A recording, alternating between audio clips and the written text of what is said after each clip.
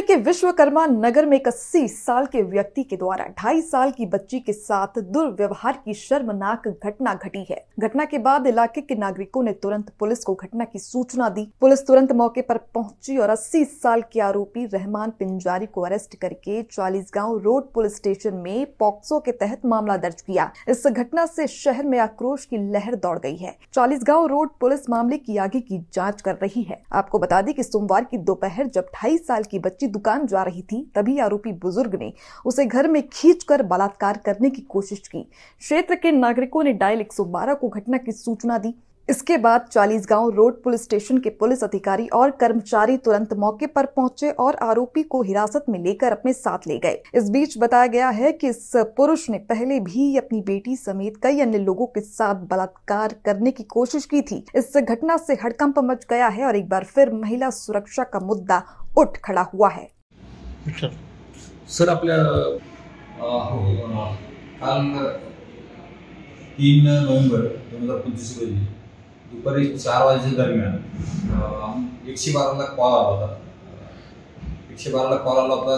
आपल्या इथे एक एरिया आहे विश्वकर्मा नगर, खैरीनिसा मस्जिद आहे, त्याच्या बाजूला त्या ठिकाणी एका लहान मुलीला चिमुरडीला 2.5 ते 3 वर्षाची मुलगी आहे, तिच्यावर अत्याचार करत असल्यावर आम्हाला तक्रार आली। तात्काळ पोलीस तिथे गेले आणि त्यांनी तिथे जमावातून त्याचा जो 80 वर्षाचा म्हातारा होता, वयस्क इसम आहे, रहमान पिंजारी म्हणून आहे, त्याला मी ताब्यात घेतलं। त्यानंतर तिथे चिमुरडीच्या आईकडून आम्हाला समजलं की ह्यांनी ती दुकानात जात असताना त्यांनी तिला घरात घेतलं आणि थोडासा अतिप्रसंग करण्याचा त्यांनी प्रयत्न केलेला आहे। त्याला पकडलं। याच्यामध्ये 4 असे साक्षीदार आहेत, त्यांनी प्रत्यक्ष बघितलेलं आहे। त्यानंतर पोलिसांना म्हणून आम्ही त्याचा गुन्हा नोंद केलेला आहे। त्यामध्ये पोक्सो अंतर्गत गुन्हा नोंद केलेला आहे आणि BNS 75-1 प्रमाणे गुन्हा नोंद केलेला आहे। यातला जो आरोपी आहे त्याला आम्ही अटक केलेला आहे। यातलं मुख्य म्हणजे त्यातली जी मुख्य साक्षीदार आहे ही ह्या आरोपीची जी मुलगी आहे, तिच्यावर सुद्धा 5 दिवसापूर्वी त्यांनी असं अतिप्रसंग करण्याचा प्रयत्न केला होता, पण नातेवाईकाच्या दबावामुळे तिने तक्रार दाखल केली नव्हती।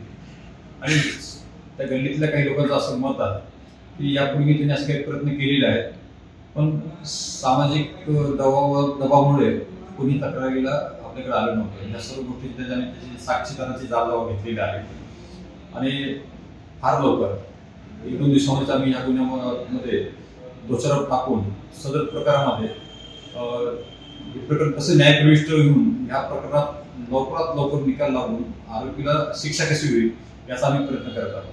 थँक्यू।